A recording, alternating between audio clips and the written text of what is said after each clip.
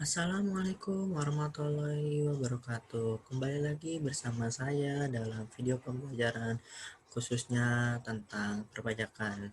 Di sini saya masih membicarakan seputar dasar-dasar perpajakan. Saya akan menjelaskan mengenai materi sistem pemungutan pajak dan tarif pajak. Nah, yang pertama itu prinsip pemungutan pajak menurut Adam Smith. Terdapat 4 prinsip pemungutan pajak.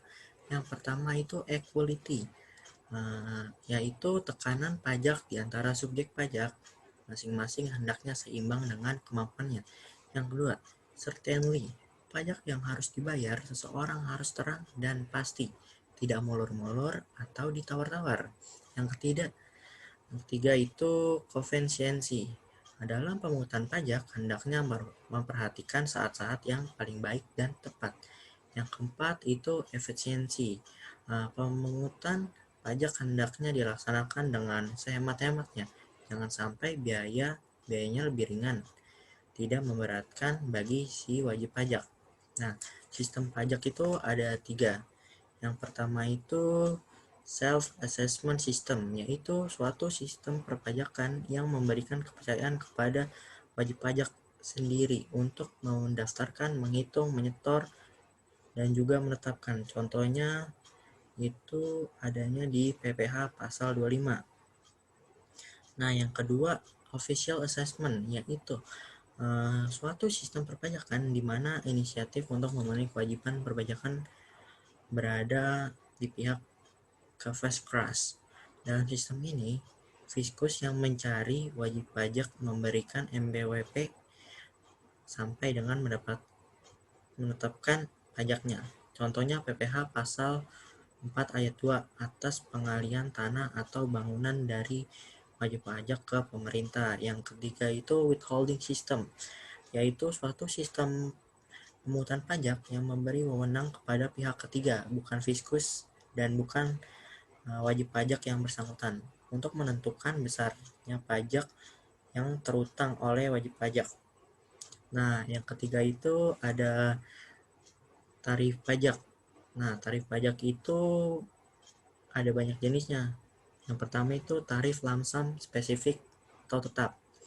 Suatu tarif yang berupa suatu jumlah tertentu yang sifatnya tetap dan tidak dipengaruhi oleh besarnya jumlah pajak, objek pajak maupun subjek pajak. Contohnya itu bea materai. Yang kedua itu tarif proporsional. Tarif ini merupakan sebuah persentase tunggal yang dikenakan terhadap semua objek berapapun nilainya. Contohnya tarif PPN 10%. Contohnya itu setiap kita makan di restoran kita akan dikenakan pajak PPN 10% ya guys. Nah, selanjutnya ada tarif progresif. Tarif ini persentasenya meningkat. Tarif ini berupa persentase yang meningkat seiring dengan meningkatnya jumlah yang dikenai pajak. Penerapan tarif progresif dalam PPh tidak dilakukan secara absolut flat rate, melainkan dilakukan secara berlapis bracket rate. Setiap pembelian motor kedua akan dikenakan tarif progresif karena dianggap kelebihan harta. Nah, jadi kita setiap punya barang yang lebih, mobil 2, rumah 2, pasti kita akan ditagihi pajak progresif ini. Nah, penghasilan kena pajak.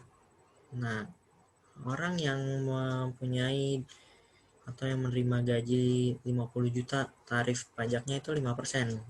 Di atas 50 juta sampai 250 juta, tarif pajaknya 15%. Nah, 250 juta sampai dengan 500 juta, tarif pajaknya itu 25%. Yang di atas 500 juta, tarif pajaknya 30%. Nah, setiap besar nilainya itu akan meningkat gitu yang dikenakan pajaknya. Yang keempat itu tarif degresif, persentase menurun. Tarif ini berupa persentase yang menurun seiring dengan meningkatnya pajak. Contohnya penghasilan kena pajak sampai dengan 50 juta. Tarif pajak itu 25%. Batas di atas 50 juta sampai dengan 100 juta tarif pajaknya 15%. Di atas 100 juta tarif pajaknya 5%. Jadi menurun gitu persentase pajaknya. Nah, yang kelima itu ada tarif ad valorem. Adalah suatu tarif dengan persentase tertentu yang dikenakan atau ditetapkan dengan harga atau nilai suatu barang. Contohnya, suatu PT XYZ mengimpor barang jenis A sebanyak 1.500 unit dengan harga per unit 100.000. Jika tarif bea masuk atas impor barang tersebut 20%, maka besarnya bea yang masuk harus dibayarkan adalah nilai barang impor 1.500 dikali 100 ribu sama dengan itu 150 juta. Tarif bea masuk 20%, maka bea masuk yang dibayarkan 20 dibagi 20% kali 150 juta sama dengan 30 juta. Yang keenam itu tarif spesifik. Kalau tarif ini adalah suatu jumlah tertentu atau suatu jenis barang tertentu atau suatu jenis satuan jenis barang tertentu pula. Contohnya PT ABC mengimpor suatu barang jenisnya Z sebanyak 1.500 dengan harga per unitnya 100.000. Jika tarif bea masuk atas impor barangnya 10.000 per unit, maka besar bea masuk barang impor 1.500 kali 10.000 sama dengan 15 juta. Sekian materi yang dapat saya sampaikan, kurang lebihnya mohon maaf. Wassalamualaikum warahmatullahi wabarakatuh. Sampai ketemu di video selanjutnya.